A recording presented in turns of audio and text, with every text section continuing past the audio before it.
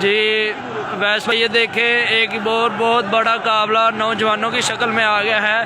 یہ بھی پنڈی کے لوگ ہیں، بہت زیادہ تعداد میں یہ لوگ ابھی شامل ہو رہے ہیں. لیاقت باغ کی طرف یہ جا رہے ہیں.